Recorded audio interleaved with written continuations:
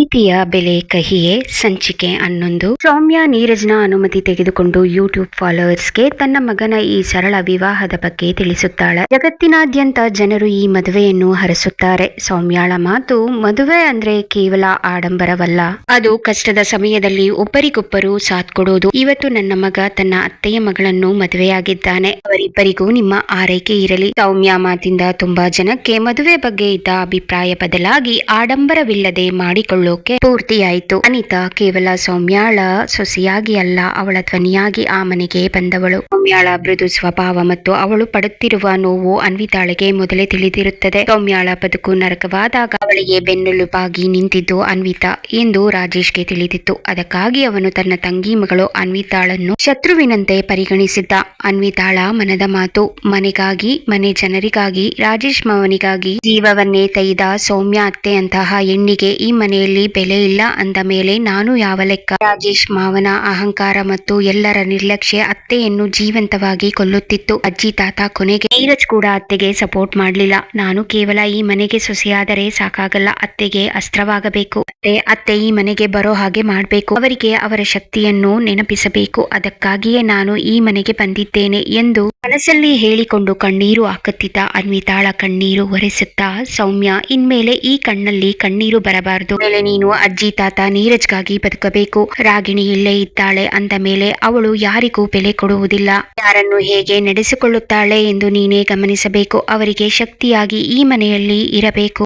ದೃಢವಾಗಿ ಬೆಲೆ ಕೊಡದಿದ್ದಾಗ ಅದನ್ನು ಕಿತ್ತುಕೊಳ್ಳಬೇಕು. ಅತ್ತೆ, ನಾನು ಈ ಮನೆಗೆ ಮದುವೆಯಾಗಿ ಬಂದಿದ್ದು ಸಂಸಾರ ಮಾಡಲಿಕ್ಕಲ್ಲ, ನಿಮ್ಮನ್ನು ಈ ಮನೆಗೆ ಮತ್ತೆ ಕರೆತರಲಿಕ್ಕೆ. ನಾವು ಸೇರಿ ಈ ಮನೆಯ ಹಣೆ ಬರಹ ಬದಲಿಸೋಣ. ಸೌಮ್ಯ, ಆದರೆ ನಾನು ಈ ಮನೆಗೆ ಮತ್ತೆ ಬರೋದಿಲ್ಲ ಅನ್ವಿತಾ, ನೀನೇ ಎಲ್ಲಾ ನಿಭಾಯಿಸಬೇಕು. ಸೌಮ್ಯ ಮನೆಯಿಂದ ಹೊರಗೆ ನಿಂತಿರುವುದನ್ನು ನೋಡಿ ಶ್ರೀನಿವಾಸ್ ಯಾಳನ್ನು, ಸೌಮ್ಯ, ಯಾಕಮ್ಮ ಅಲ್ಲಿಯೇ ನಿಂತಿದೀಯಾ, ಒಳಗೆ ಬಾ. ಸೌಮ್ಯ ದೃಢವಾಗಿ ಮನೆಯ ಹೊಸ್ತಿಲ ಹೊರಗೆ ನಿಂತು, ಇಲ್ಲ ಮಾವ, ಬೇಡ, ನಾನು ಈ ಮನೆಗೆ ಸೊಸೆಯಾಗಿ ಬಂದಿಲ್ಲ, ನಾನು ನೀರಜ್ಗೆ ತಾಯಿಯಾಗಿ ಬಂದಿದ್ದೀನಿ ಅಷ್ಟೇ. ಗೌರವ ಸಿಗದ ಕಡೆ ಕಾಲಿಡುವುದು ನನಗೆ ಇಷ್ಟವಿಲ್ಲ.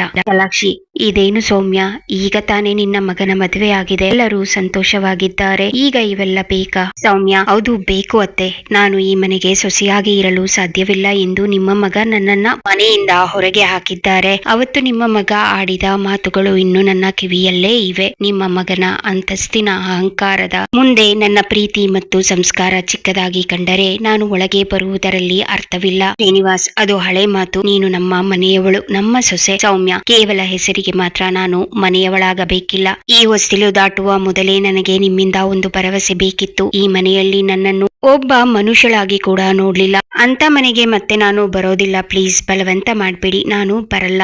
ವಿಶಾಲಾಕ್ಷಿ ಬೇಸರದಿಂದ ಬಂದು, ಸೌಮ್ಯ ಮಗಳೇ, ನಮ್ಮ ತಪ್ಪುಗಳನ್ನು ಕ್ಷಮಿಸು, ನೀನು ಈ ಮನೆಗೆ ಬರಲೇಬೇಕು. ಸೌಮ್ಯ ಮನೆ ಒಳಗೆ ಬರುವುದಿಲ್ಲ, ನಾನು ಹೊರಡುತ್ತೇನೆ ಎಂದು ಹೇಳಿ ಹೊರಟು ಹೋಗುತ್ತಾಳೆ. ರಾಜೇಶ್ ರಾಗಿಣಿ ಪ್ರವೇಶ ಮಾಡುತ್ತಾರೆ. ರಾಜೇಶ್ ಮನೆಯವರೆಲ್ಲರೂ ಅವನ ಮುಂದೆ ಬಂದು ನಿಲ್ಲುತ್ತಾರೆ. ರಾಜೇಶ್ ಮನೆಯವರೆಲ್ಲರ ಮುಂದೆ ಅಪ್ಪರಿಸುತ್ತಾನೆ. ರಾಜೇಶ್ ಸಿಟ್ಟಿನಿಂದ ಕೆಂಡವಾಗುತ್ತಾನೆ. ನನ್ನ ಮಾತನ್ನು ಮೀರಿ ಸೌಮ್ಯ ಈ ಮದುವೆ ಮಾಡಿಸಿದ್ದಾಳೆ ಎಂಬುದು ಅವನಿಗೆ ಸಹಿಸಲು ಸಾಧ್ಯವಾಗುವುದಿಲ್ಲ. ರಾಜೇಶ್ ಏನನ್ನು ಮಾತನಾಡದೆ ಕೋಪದಿಂದ ತನ್ನ ರೂಮ್ಗೆ ಹೋಗುತ್ತಾನೆ. ಅವನ ಹಿಂದೆ ರಾಗಿಣಿ ಕೂಡ ಹೋಗುತ್ತಾಳೆ. ರಾಜೇಶ್, ಎಲ್ಲವೂ ಮುಗಿದು ಹೋಯ್ತು. ರಾಗಿಣಿ, ಆ ಸೌಮ್ಯ ನನ್ನ ಎಲ್ಲ ಆಸೆಗಳಿಗೆ ಮಣ್ಣು ಹಾಕಿದಳು. ರಾಗಿಣಿ ಅಪಹಾಸ್ಯ ಮಾಡುತ್ತಾ, ಅಬ್ಬಾ, ನಮ್ಮ ಶೂರ ರಾಜೇಶನಿಗೆ ಇಷ್ಟು ಬೇಗ ಸೋಲೊಪ್ಪಿಕೊಳ್ಳುವುದು ಅಭ್ಯಾಸವಿಲ್ಲವಲ್ಲ. ರಾಜೇಶ್, ತಮಾಷೆ ಮಾಡ್ಬೇಡ. ಆ ಅನ್ವಿತಾ ಈ ಮನೆ ಸೊಸೆಯಾಗಬಾರ್ದು ಎಂದು ಎಷ್ಟೆಲ್ಲ ಮಾಡಿದೆ, ಆದರೆ ಆ ಸೌಮ್ಯ ಆ ಹುಡುಗಿಯನ್ನೇ ಕರೆತಂದು ಮದುವೆ ಮಾಡಿಸಿದಳು. ರಾಗಿಣಿ, ನಾನು ಮಾಯಾಳನ್ನು ನಿಮ್ಮ ಮನೆ ಸೊಸೆ ಮಾಡಬೇಕು ಅಂತ ಎಷ್ಟೊಂದು ಕನಸು ಕಂಡಿದ್ದೆ. ನಮ್ಮ ಮಗ ನೀರಜ್ ಅಷ್ಟೊಂದು ದಡ್ಡ ಅಂತ ಗೊತ್ತಿರ್ಲಿಲ್ಲ. ರಾಜೇಶ್, ನೀರಜ್ ಅಲ್ಲ, ಆ ಸೌಮ್ಯಾಳ ಎಲ್ಲದಕ್ಕೂ ಕಾರಣ. ಅವಳ ನಾಟಕದಿಂದಲೇ ಇವತ್ತು ನನ್ನ ಮಾತು ಈ ಮನೆಯಲ್ಲಿ ಬೆಲೆ ಕಳೆದುಕೊಂಡಿದೆ. ರಾಗಿಣಿ, ನೋಡಿ ರಾಜೇಶ್, ಹೀಗೆ ಕೈ ಕಟ್ಟಿ ಕುಳಿತರೆ ಏನೂ ಆಗಲ್ಲ. ಸೌಮ್ಯ ಮಾಡಿಸಿದ ಮದುವೆಗೆ ಅರ್ಥನೇ ಇಲ್ಲ. ದೇವಸ್ಥಾನದಲ್ಲಿ ತಾಳಿ ಕಟ್ಟಿಸಿದ ಮಾತ್ರಕ್ಕೆ ಅದು ಮದುವೆ ಅನ್ನಿಸಿಕೊಳ್ಳುತ್ತಾ? ರಾಜೇಶ್, ಈಗ ನಾನೇನು ಮಾಡಲಿ? ಆ ಮದುವೆ ಮುಗಿದು ಹೋಗಿದೆ. ಮನೆಯವರೆಲ್ಲ ಮದುವೆನ ಒಪ್ಪಿ ಈಗ ಸೌಮ್ಯಾಳ ಕಡೆಗೆ ಇದ್ದಾರೆ. ರಾಗಿಣಿ ಕಿಚ್ಚಿನ ಧ್ವನಿಯಲ್ಲಿ, ಯಾಕೆ ಹೀಗೆ ಹೇಳುತ್ತೀರಿ? ಯಾರನ್ನಾದ್ರೂ ಮನೆಯಿಂದ ಹೊರಹಾಕಲು ನಿಮ್ಗೆ ಅಧಿಕಾರ ಇದೆ. ರಾಜೇಶ್, ಅಂದರೆ ನೀನು ಏನು ಹೇಳಲು ಹೊರಟಿದ್ದೀಯಾ? ರಾಗಿಣಿ, ಅನ್ವಿತಾನ ಮನೆಯಿಂದ ಹೊರಗೆ ಹಾಕಿ ಅಂತ ಹೇಳ್ತಿದ್ದೀನಿ. ರಾಜೇಶ್, ಹೌದು, ಏನೂ ಇಲ್ಲದೆ ಸೌಮ್ಯ ವಿಷಯದಲ್ಲಿ ನನಗೆ ಎದುರಾಗಿ ನಿಂತು ಮಾತನಾಡಿದವಳು ಇನ್ನು ಸೊಸೆ ಅನ್ನೋ ಅಧಿಕಾರ ಸಿಕ್ಕಿದ್ರೆ ಬಿಡ್ತಾಳಾ? ಅವಳು ಈ ಮನೆಯಲ್ಲಿ ಇದ್ದರೆ ನನ್ನ ಅಧಿಕಾರವನ್ನೇ ಕಿತ್ತುಕೊಳ್ಳುತ್ತಾಳೆ. ಅವಳಿಗೆ ತಕ್ಕ ಪಾಠ ಕಲಿಸಬೇಕು. ರಾಗಿಣಿ, ಪಾಠ ಅಲ್ಲ ರಾಜೇಶ್, ಶಿಕ್ಷೆ ಕೊಡಿ. ನಿಮ್ಮ ಮನೆಯಿಂದ ಅನ್ವಿತಾ ಹೊರೆ ನಡೆದರೆ ಮಾಯಾ ಒಳ ಬರಲು ಸಾಧ್ಯ. ರಾಜೇಶ್, ಸರಿ ರಾಗಿಣಿ, ಈ ಬಾರಿ ನಾನು ಸೋಲಲ್ಲ. ಸೆಂಟಿಮೆಂಟ್ ಅಂತ ಕೂತ್ರೆ ನಮಗೆ ನೆಮ್ಮದಿ ಸಿಗಲ್ಲ. ಅಲ್ಲ. ಅನ್ವಿತಾನ ಮನೆಯಿಂದ ಆಚೆ ಹಾಕಿ ನನ್ನ ಅಧಿಕಾರ ಏನು ಅಂತ ಎಲ್ರಿಗೂ ಗೊತ್ತು ಮಾಡಿಸ್ತೀನಿ. ಸೌಮ್ಯಳ ಅಹಂಕಾರವನ್ನು ಮಣ್ಣು ಪಾಲು ಮಾಡುತ್ತೇನೆ. ಮನೆಯ ಹಾಲ್ ಎಲ್ಲರೂ ಅಲ್ಲಿಯೇ ಕುಳಿತಿರುತ್ತಾರೆ. ರಾಜೇಶ್, ಈ ಮನೆಯಲ್ಲಿ ಇನ್ಮೇಲೆ ನೀರಜ್ಗಾಗ್ಲಿ ಅವನ ಹೆಂಡತಿಗಾಗ್ಲಿ ಯಾವುದೇ ಅಧಿಕಾರವಿಲ್ಲ. ಅನ್ವಿತಾ ಮದುವೆಯಾಗಿ ಬಂದಿದ್ದಾಳೆ ಅಷ್ಟೇ, ನಾನು ಮಾತ್ರ ಅವಳಿಗೆ ಸೊಸೆ ಸ್ಥಾನ ಕೊಡಲ್ಲ ಎಂದು ಆರ್ಭಟಿಸಿ, ನೋಡು ನೀರಜ್, ಅನ್ವಿತಾನ ನೀನು ಮದ್ವೆ ಆಗಿದ್ಯಾ ಅನ್ನೋದನ್ನ ಮರೆತು ಬಿಡು. ದೇವಸ್ಥಾನದಲ್ಲಿ ತಾಳಿ ಕಟ್ಟಿದ ಮಾತ್ರಕ್ಕೆ ಅದನ್ನ ಮದ್ವೆ ಅಂತ ನಾನು ಒಪ್ಪಲ್ಲ. ನೋಡು ಶೋಭಾ, ನೀನು ನಿನ್ನ ಮಗಳನ್ನ ನಿನ್ನ ಮನೆಗೆ ಕರೆದುಕೊಂಡು ಹೋಗು. ದೇವಸ್ಥಾನದಲ್ಲಿ ತಾಳಿ ಕಟ್ಟಿದ ತಕ್ಷಣ ಮದುವೆ ಆಗಿ ಬಿಡಲ್ಲ. ನೀರಜ್, ಈ ಮದುವೆಗೆ ನನ್ನ ಒಪ್ಪಿಗೆ ಇಲ್ಲ ಅಂದ ಮೇಲೆ ಇದು ಮದುವೆಯೇ? ನೀರಜ್, ಅಪ್ಪ, ಅನ್ವಿತಾ ತುಂಬಾ ಒಳ್ಳೆ ಹುಡುಗಿ, ನಾನು ಅವಳು ತುಂಬಾ ಪ್ರೀತಿ ಮಾಡ್ತಿದೀವಿ. ರಾಜೇಶ್ ನೀರಜ್ ಮಾತನ್ನು ತಡೆದು, ಸಾಕು ಮಾಡು. ಅವಳು ಎಂತವಳೇ ಆಗಿರಲಿ, ಯಾರೇ ಆಗಿರಲಿ, ಅವಳು ನಮ್ಮ ಮನೆಗೆ ಸೊಸೆಯಾಗಲು ಅರ್ಹಳಲ್ಲ.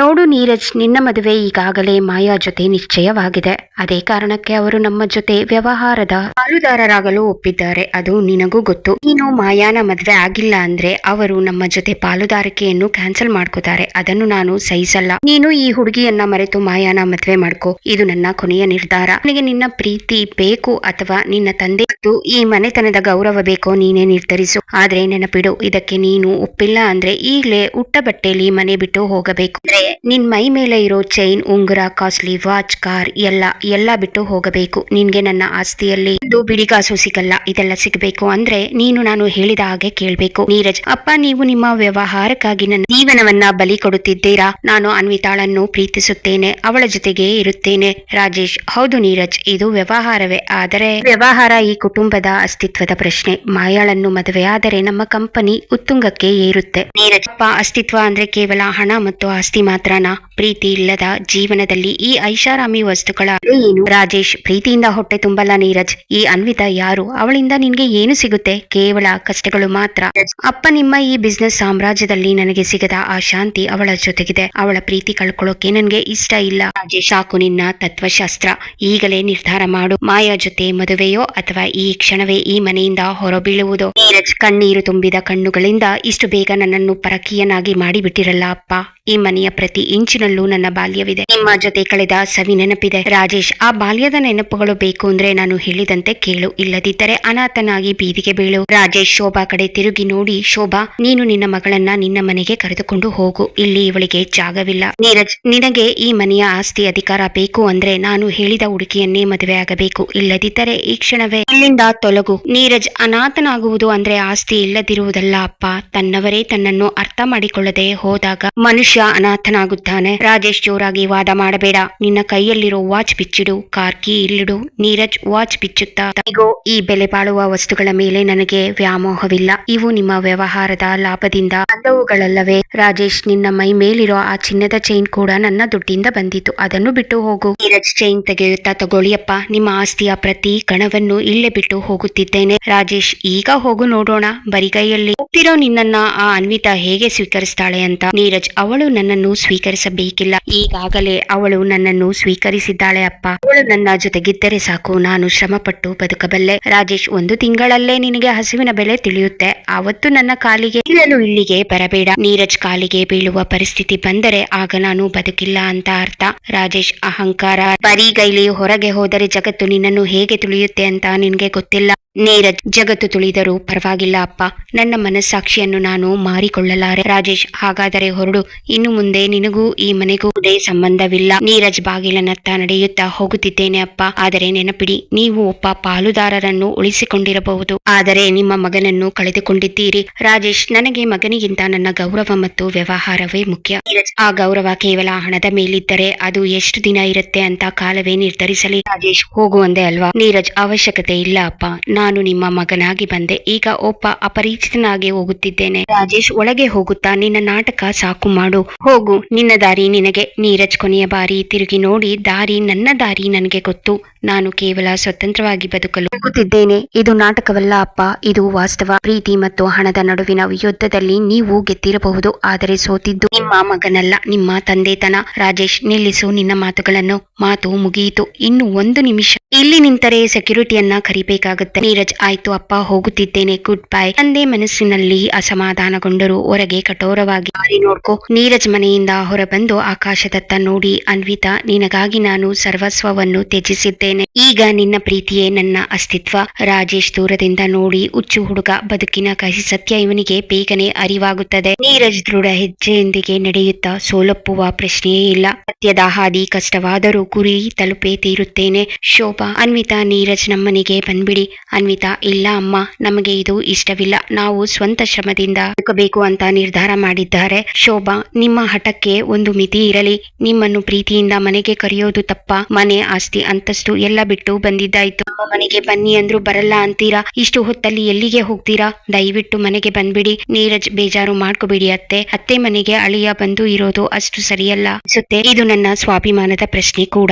ಶೋಭಾ, ಸ್ವಾಭಿಮಾನ ಅನ್ನೋದು ಹೊಟ್ಟೆ ತುಂಬಿಸಲ್ಲ ನೀರಜ್. ಇಷ್ಟು ಹೊತ್ತಲ್ಲಿ ಎಲ್ಲಿಗೆ ಹೋಗ್ತೀರಾ? ನನ್ನ ಮಗಳು ಕಷ್ಟಪಡೋದನ್ನ ನೋಡಿ ನಾನು ಸುಮ್ಮನೆ ಇರಬೇಕಾ ಎಂದು ಬೇಸರ ಮಾಡಿಕೊಳ್ಳುತ್ತಾಳೆ. ಮುಂದೇನು? ನೀರಜ್ ಅನ್ವಿತಾ ಎಲ್ಲಿಗೆ ಹೋಗ್ತಾರೆ ತಿಳ್ಕೋಬೇಕಾ? ಕತೆಗಾಗಿ ಕಮೆಂಟ್ ಮಾಡಿ. ನಿಮ್ಮ ಆಲೋಚನೆಗಳನ್ನು ಹಂಚಿಕೊಳ್ಳಿ. ಈ ಕತೆ ಹೇಗೆ ಅನಿಸಿತು ಎಂಬುದನ್ನು ಕಮೆಂಟ್ ವಿಭಾಗದಲ್ಲಿ ತಿಳಿಸಿ. ಇಷ್ಟ ಆದ್ರೆ ಲೈಕ್ ಮಾಡಿ. ಮಿಸ್ ಮಾಡದೆ ನಮ್ಮ ಕನ್ನಡ ಕವನಗಳು ಹಾಗೂ ಕತೆಗಳಿಗಾಗಿ ನಮ್ಮ ಚಾನೆಲ್ಗೆ ಸಬ್ಸ್ಕ್ರೈಬ್ ಮಾಡಿ. ನಿಮ್ಮ ಬೆಂಬಲಕ್ಕೆ ಧನ್ಯವಾದಗಳು.